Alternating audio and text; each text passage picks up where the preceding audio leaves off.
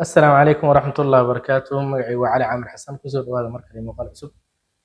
Daawadayaasheeda ku xiran barteeda waxaan ka raali gelinayaa inaan muddo wax soo dhigin muuqaaladii iyo duruustii aan soo gudbin jirayna xoogaa aan ka yara mashquulay. Intaas waa raali gelin. Intaa kadib waxaan ka hadli doonaa insha Allah waxa la xiriiro soonka iyo cudurka loo yaqaano diabetiska, fasting and diabetes. soonka iyo maxaa la dhahaa cudurka loo yaqaano kaadi macaanka ama macaanka sokorowga waxa la yiraahdo. Sidaan ognahay marka soonku waa arrin muhiim ah oo xagga nafsiga ah oo ay leeyihiin diimo badan oo kala duwan. Soonku marka ummado badan oo diimo badan kala duwan ayaa soomo. Marka laakiin soonku wuxuu dhibaato u horseedi karaa dhibaatooyin caafimaad wuxuu u horseedi karaa oo weliba aad u waaweyn dadka qaba xanuunada kaadi macaanka loo yaqaano ama sokorowga. Qofka bini'aadamka ah sokorowga qabo ama la dhibaatoonayo cudurka kaadi macaanka la yiraaho haddii uu soomo dhibaatooyin badan ayuu u horseedi karaa. Bisha Ramadaan ee ah bisha Islaamka ee soonka loo yaqaano waa midda ugu weyn ee xilli dheer la soomo waqti badan. Diimaha kale sida Buddhistka ama Hinduismka soon ayay leeyihiin laakiin iyagu waqti yar ayay soomaan, maalmo kala duwan ayay soomaan kadibna waxa waaye maalmo kale haddana iska afuraan. Laakiin bisha Islaamka ee Ramadaanka la yiraahdo ee sanadkiiba hal bil la soomo waxa waaye bisha ugu dheer ee dadka muslimiinta ah ay 30 maalin ama 29 maalin ay soomaan. Waxaan marka halkan kugu sheegi doonaa talooyin ku saabsan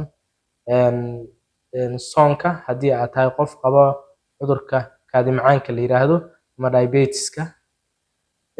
Marka hore waxaan sheegi doonaa horta yaa loo ogol yahay inuu soomo, yaasan loo ogolayn inuu soomo, yaa maxaa la dhahaa laga dhaafay soonka. Qof kasto oo soonku khatar gelinayo caafimaadkiisa waa laga dhaafay soonka, mana haboono inuu soomo. Tusaale haddii aad qaadato insulinta oo aad micnaha soonto oo aad joojiso qaadashadii insulinta maadaama iyadu qaadashadeedu ay soonka jebinayso waxa waaye khatar aad galaysaa haddii aad joojiso. Marka haddii aad qaadato cirbadda la yiraahdo insulinta ama aad qabto dhibaatooyin xagga sokorta yacni jirkaaga markuu sokor maxaa la dhahaa sokorowga cudurka la yiraahdo dhibaatooyin u geystay aad qabto sida dhibaatooyin u geysatay indhahaaga sokorowga cudurka sokorta la yiraahdo markuu muddo dheer aad qabtay dhibaatooyin ayuu wuxuu u geysanayaa jirkaaga sida indhihii araggooda ayuu daciifinayaa, sida kelyahaaga inuu dhibaato u geysto, neerfahaaga inuu dhibaato u geysto, gacmahaaga inuu dhibaato u geysto iyo lugahaaga cagahooda inuu dhibaato u geysto. Ciladahaas haddii aad qabto waxaa muhiim ah inaad joojiso soonka ama aad iska dhaafto.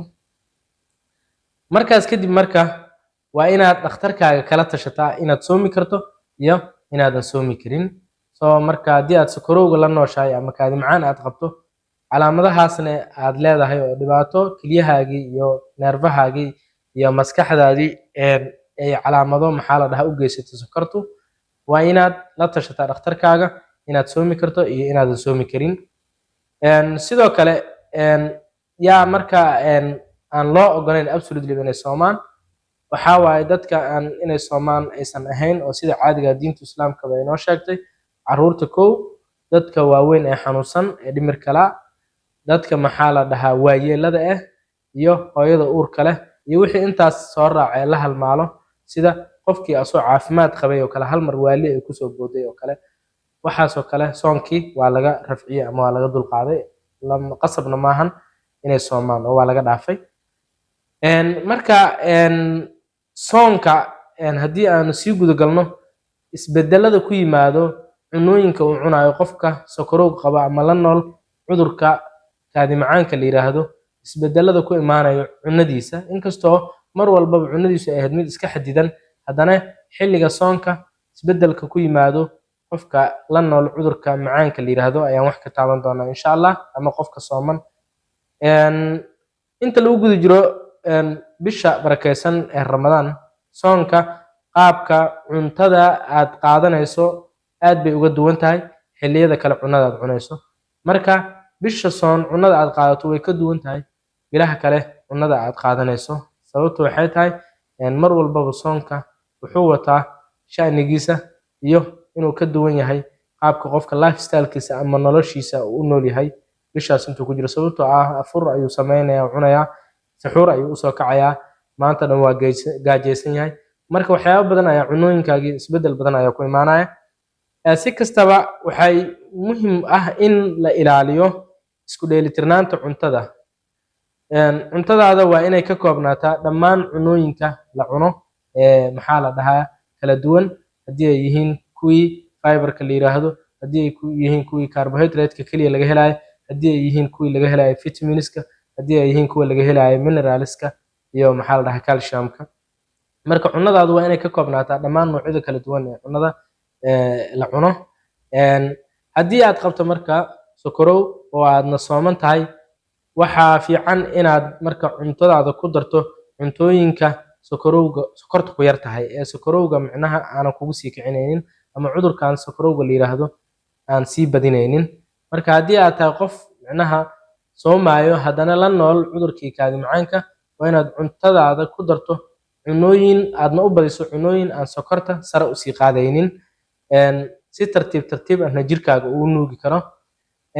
Marka maadaama micnaha mar walbo jirkaagii yacni mar walba uu kugu badan yahay maxaa la dhahaa cells-ka maxaa la dhahaa sokorta, markii macnaha ay gaadho jirkaaga u nugul oo jirkaaga sii daciifinayo, waa inaad marka horeba ka taxadartaa intaadan cunno samaysan, inaad cunadii ku dartaa cuntooyin aan sokortu ku badnayn aad ka samaysaa. Sidoo kale marka haddii marka maxaa la dhahaa aad qof yani diabetes qaba aad tahay, weliba muddo la nool type 2 diabetes oo kale aad tahay, waa inaad marka hore ka taxadartaa cunto kastoo aad karsanayso inay cuntadaas ay tahay cunno sokorta ku badan tahay iyo cunno aysan sokorta ku badnayn. Doorashada marka cuntooyinkaas kala duwan, noocyada cunooyinkaas kala duwan waxay kaa caawin doontaa inaad buuxiso oo aad sii ilaaliso heerka glucose ku jirto dhiigaaga. Glucose dhiigaaga ku jirto inaad sii ilaaliso oo aad kontaroosho ama aad la socoto ay kaa caawinaysaa. Sababtu waxay tahay marka horeba waad ka dadaashay ama waad ka taxadartay in cunno glucose ku badan tahay aad karsato.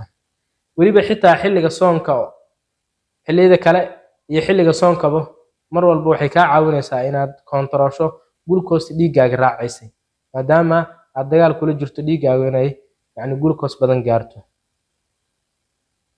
Marka waxyaabaha lagugula talinayo waxay tahay haddii aad sooman tahay oo aad qabto cudurka maxaa la dhahaa diabeteska, waxaa lagugula talinaya oo mar walbana ay qasabtaa inaad ku dadaasho in maxaa la dhahaa aad isticmaasho cunno saliiddu ku yar tahay. Isticmaal cuntooyinka saliiddu ku yar tahay marka aad wax karinayso, ama isku day inaad dubto cunada aad dubto, ama haddii xataa aad cunadaas dubto isticmaal cunad shiilan oo la qalajiyey. Cunada aad dubtay ama aad shiishay isku day inaad qalajiso adigoo isticmaalaya digsiga ama dheriga aan dhegta lahayn ee cunada lagu shiilo, ama digsiga loogu talagalay in wax lagu shiilo isticmaal. Sidaa darteed waxaan ku talinayaa in mar walbo aad ku dadaasho isticmaalka cunooyinka saliiddu ay ku kooban tahay, ay ku yar tahay, ee ka kooban cunooyinka aan saliidda badan lagu shiilin. Mar walbana waxaa muhiim ah qofka qabo kaadi macaanka ama sokorowga inuu ka taxadaro xilliga soonka cunooyinka tirada badan ee lagu kariyo saliidaha, maadaama waxyaabo badan oo kala duwan la shiilo. Intaas ayaan kusoo gabagabeynayaa. Fadlan haddii aad nagu cusub tahay janaladeena maxaa la dhahaa like iyo follow inoo saar. YouTube channel haddii aad naga daawanaysana please subscribe inoo saar. Fadlan channelka adigaa leh, waxa uu ka hadlaa ama kuu soo gudbiyaa waxyaabaha la xiriiro cilmiga caafimaadka, hadday yihiin dawooyinka, hadday yihiin maxaa la dhahaa qaabka maxaa la dhahaa lifestyle-ka nolosha bani'aadamka loo ilaaliyo. Fadlan na dhiirigeli oo subscribe inoo saar YouTube channelkeena.